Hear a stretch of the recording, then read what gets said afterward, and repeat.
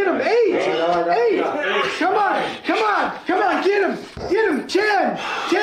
Let's go, get him. 9. 8. Come on, Khamzat. 8.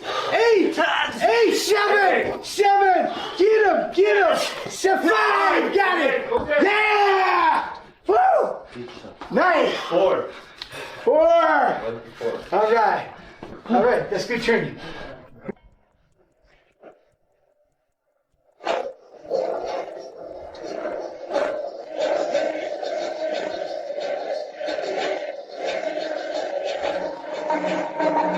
Strickland will probably get by Khamzat. He called him a terrorist. Go his leg. I can't wait for Khamzat versus Strickland. Oh, how good did he look against Fluffy? Strickland's going to get taken down, but he's so well versed on getting up in his cardio. That third, fourth, and fifth round, if he keeps getting up, defend the submissions, that's when it gets interesting. He's so hard to hit. He does so many sneaky things on the feet. No way Khamzat's going to stand with him. He's going to try to take him down. But Khamzat can strike too, though. Did you see the video of Khamzat striking with Khalil? No way he's going to stand with him. Here's why he can try to stand with Strickland, because he's not a knockout artist. Gilbert dropped him. What win fights? I'll tell you the fight that I'm really looking forward to, because I don't know what's going to happen, is Khamzat versus Strickland. I'm very interested in that fight. Strickland is a fucking nightmare standing up. For sure. He's a nightmare. For sure. What he did to Fluffy Hernandez, I was like, holy shit, man. The body shot, the finish. But he made Fluffy fight. You know, he fights at a slower pace. He has his own pace in there, and he kind of forces the other guy to fight. His opponent has to fight this pace with him. I think the best chance is to blitz him, do unorthodox things, because he wants to jab, circle, throw a kick, jab, circle. He keeps a very slow pace. He's not sprinting or trying to blast you out of there. He just he doesn't get hit chips away, high guard, good shell. Yeah, very good shell. His defense is extraordinary. He, one of the things he was telling me is like, I spar more than anybody and I get hit less than anybody. And that is true. Like, if you think about how much that guy spars, it's a giant part of his training. Look at, yeah, he had a nice knee. He had a nice right hand. Like, yeah, he's firing in all cylinders. Oh yeah, for sure. And it's funny because I remember when Sean, when he fought, was it Jack Marsh, and I thought he had some technical difficulties in the way he was throwing his punches. Like it was mechanically a little off, but he's cleaned that up. He's cleaned it up, and he's throwing punches mechanically sound, and he's got some weight behind it. And I think, man, if he shows up, I think he beats Khamzat. But he got to show up, though. He got to show up. Yeah, it's going to be a crazy fight week. Both men are going to be going at each other. The interesting thing is they know each other well. Like, he's been in those positional drills with Khamzat where he's been submitted, so he knows the strength of Khamzat. Like, either. And then Khamzat kind of knows a little bit about the awkwardness that Sean brings. Also, Sean's a pretty big guy, so that helps too, because Khamzat will be... Obviously, big opportunity against Chimaev coming up here pretty soon. What do you make of that fight? Obviously, styles make fights. It's going to be, I think, a different fight than what we saw against Chimaev and Dricus du Plessis. How do you see that fight unfolding? Nah, I don't know. I didn't really think too much about it, but I'm happy that Sean Strickland's getting the opportunity. I'm Team USA still. And, yeah, I hope he wins. I think he's got a good opportunity. I think he's got good takedown defense. I think he's got good get-ups. I think he's got a real opportunity to win. So best of luck to Sean Strickland, and I hope he wins. On Strickland, there's going to be some times where Strickland poses some resistance, gets back up a couple of times. Maybe Chimaev gasses out a little bit. This was earlier in Chimaev's career as well. And Strickland gives him some real problems. That teep to the body, frustrating Chimaev swinging, not really landing anything. Now Strickland's starting to stuff some takedowns. So this is going to be one of those fights where instead of us sort of seeing the du Plessis thing and being like, oh my God, he doesn't really have the fundamentals to stuff these takedowns or get back up to his feet against a guy like Chimaev, du Plessis still had those moments late in the fight. He had those moments in round 5.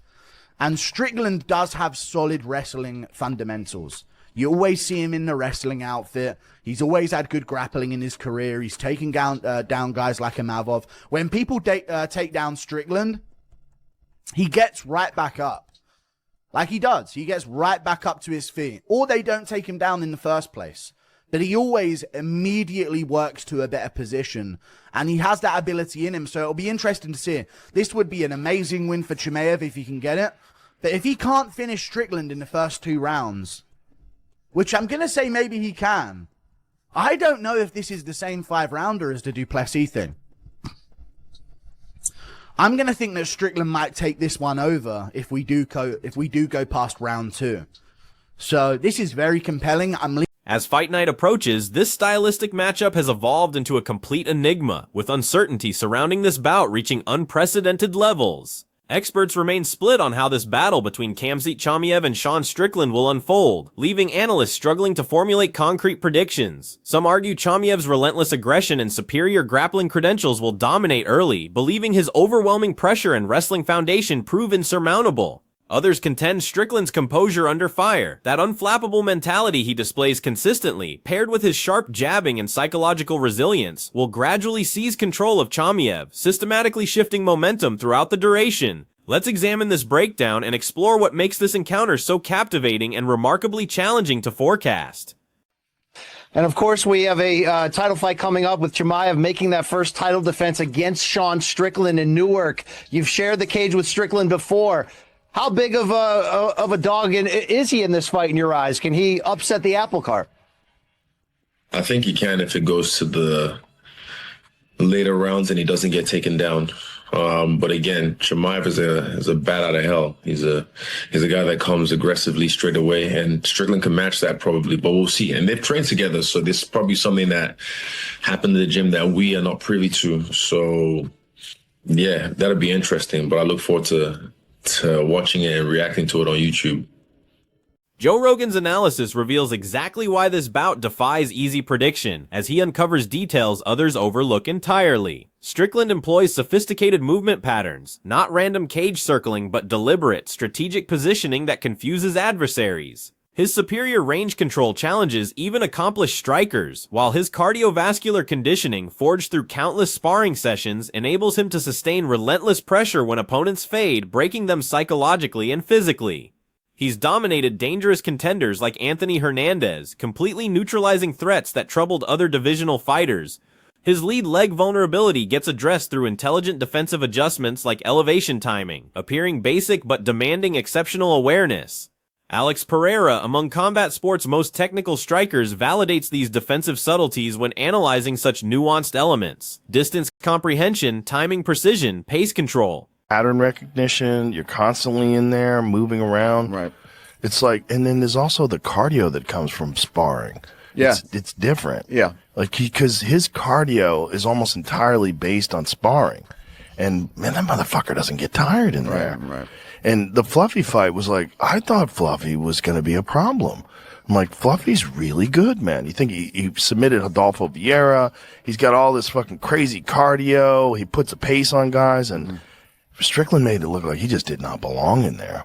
He's so heavy on that front foot, though. I can't believe guys aren't smashing that calf, man. I know. Well, he's hard to hit, man. And he also knows how to do that fucking that hacky sack thing where, you know, like you're bending your knee upwards. You know what I mean? To check it? Yeah. Well, you don't even check it. You just kind of like relax your leg and lift it up. You know who showed me that is Alex Pereira. He's like, instead of checking it, it's like if you check it. Dine Thomas's analytical perspective adds fascinating layers to this matchup, creating dimensions casual observers might miss initially. Though Chimaev remains the overwhelming favorite, the expected steamroller everyone anticipates will dominate effortlessly. Legitimate arguments exist that Strickland's approach creates natural complications. These stylistic riddles don't appear in highlight packages, but absolutely influence 5-round championship battles. His takedown resistance, unconventional pressure, and tireless pace don't demand complete reinvention for effectiveness here, meaning he avoids overhauling his entire strategy or acquiring revolutionary skills to compete at this tier. Should he survive the opening assault, enduring those critical moments when Chimaev attacks like a locomotive, forcing scrambles while building behind jabs and front kicks, establishing rhythm and distance, this contest could gradually shift into unfamiliar territory, transforming from anticipated domination into technical warfare. I'm Zod, and we're diving deep into this analysis. That Sean Strickland-Khamzat fight, who do you think is going to win that one? Because obviously a lot of people are picking Khamzat. He's just so dominant. But out of all the options, Sean does have great wrestling takedown, defense, and also he's got great shots to the body, and he's very awkward to fight. Good cardio too. Yeah, I think honestly, if you were to ask me before the Fluffy fight, yeah, I would have said there's no way. I think Sean's great, but he's just going to be another victim for Khamzat. But after watching him fight Fluffy up close and personal, again, cage side, man, I think Sean could pull this off, man. I'm actually thinking if that Sean Strickland shows up, I think he pulls this off, man. I think he defends a couple shots. He will get taken down, but I think he gets back to his feet.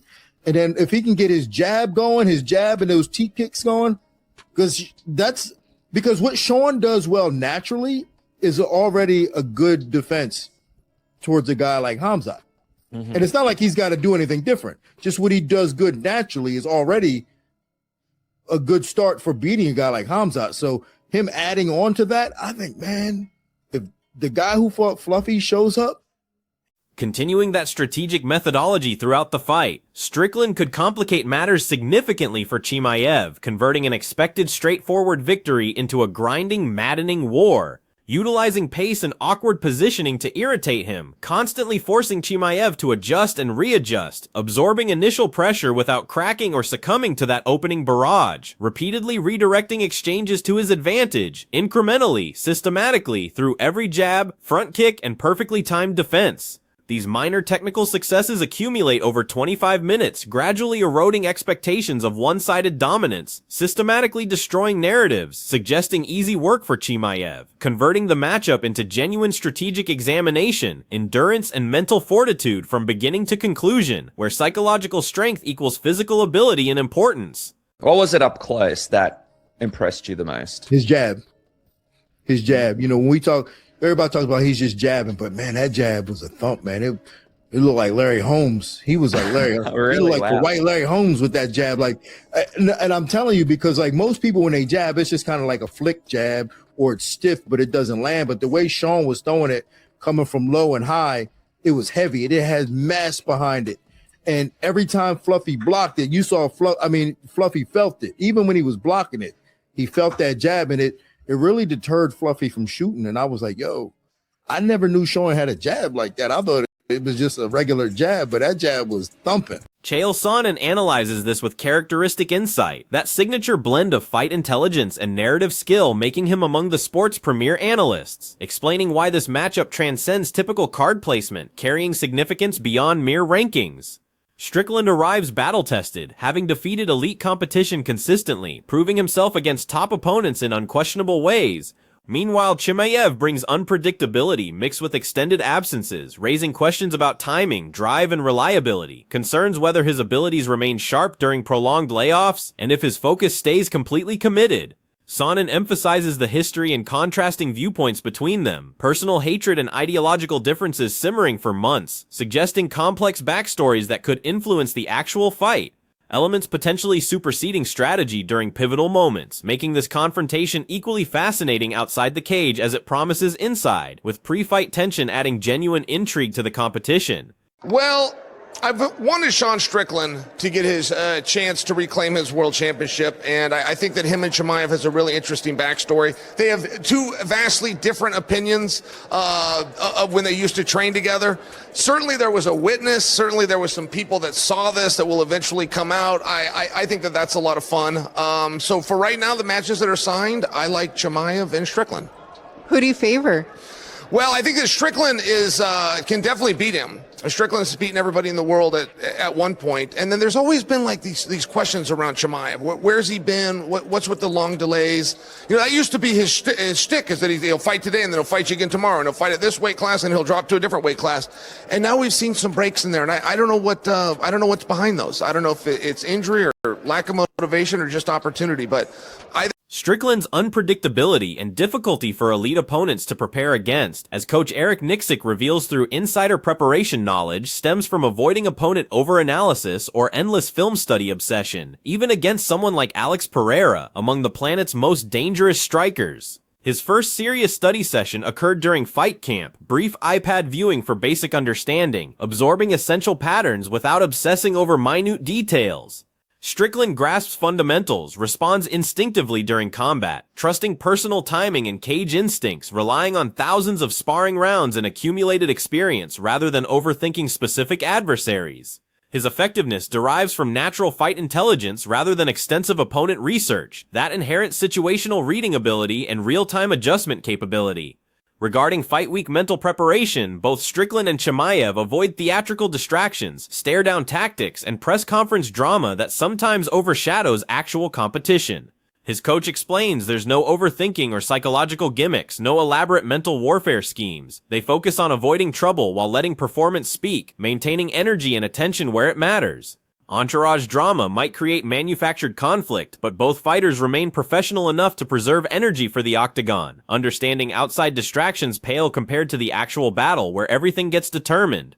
This concentration, combined with Strickland's instinctive abilities and Chimaev's unrelenting pressure, establishes conditions where every octagon second could dramatically alter momentum. Joe Pfeiffer analyzes the title situation with penetrating insight, cutting through distractions. While some questioned his worthiness for this opportunity, Strickland's activity, fearless commentary, and Chimaev history earned him promotional and fan recognition. Pfeiffer notes both fighters possess momentum and credibility, genuine arguments for this position, plus personal investment, historical tension, and rivalry, making this beyond business, adding extra intensity, manifesting as increased aggression or determination. Whatever the result, the victor likely faces Imavov next, making this encounter pivotal for divisional direction with title implications extending from this single contest.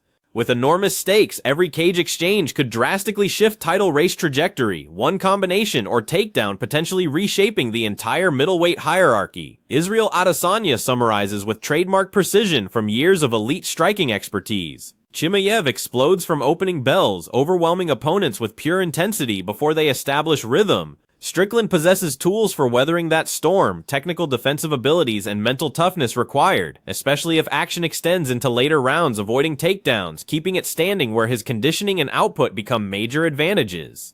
This creates fascinating style collision where Chimaev's raw pace meets Strickland's discipline and timing, producing captivating chaos versus control dynamics, making every cage minute feel like high-stakes chess at maximum speed, strategic choices happening instantaneously. According to Adesanya, the determining factor involves whether Strickland maintains composure under early assault, allowing his strategy to develop without panicking when Chimaev delivers initial explosive pressure. Colby Covington bluntly predicts with unwavering confidence, believing Chimaev holds decisive advantages, viewing this as relatively straightforward despite opposing arguments. He sees Strickland as career-ending, past athletic peak with limited potential, expecting Chimaev to control through superior wrestling and grappling, making it appear effortless from opening moments, decisive performance rather than competitive battle. Bedtime MMA highlights why Strickland's methodology could genuinely frustrate Chimaev, creating problems invisible in simple wrestling versus striking breakdowns. Staying composed standing, never overextending or providing easy takedown chances, using conditioning and technical skills for control without overreaching, maintaining intelligent defensive positioning through jabbing, teasing, and smart movement. Implementing simple yet effective strategies, he controls pace, dictates exchange rhythm, stays elusive through constant footwork and distance management, making it exceptionally difficult for aggressive wrestlers like Chimaev to land clean strikes or establish takedowns, forcing harder work for every position, converting apparent straightforward matchups into tactical 5-round chess matches, testing patience and problem solving. However, as Bedtime MMA realistically acknowledges, Strickland faces harsh reality entering this fight. Chimaev's wrestling stays relentless without requiring perfect timing, creating takedown opportunities from impossible positions, shooting from cage-wide distances explosively, bullying opponents through sheer physicality, finishing takedowns despite initial defense, demonstrating technique and power combinations. His size, strength, and angle-cutting ability make him among the division's toughest grapplers, legitimate wrestling threats even elite defensive grapplers respect. While Strickland has solid takedown defense and scrambling ability, showing good awareness and ground movement, the intelligent approach accepts inevitable takedowns during 25 minutes against Chimaev's caliber, planning to capitalize on standing moments, making the fight maximally difficult for Chimaev. Using damage and control during striking exchanges, MMA Guru explains why Strickland could force Chimaev to work harder than anticipated, potentially creating much more competitive action than odds suggest. Moments will occur where Strickland resists, displaying defensive grappling ability, returning to feet after takedowns, and frustrating Chimaev with precise body shots, targeting midsection for pace reduction, making him swing without clean contact, causing frustration and energy waste.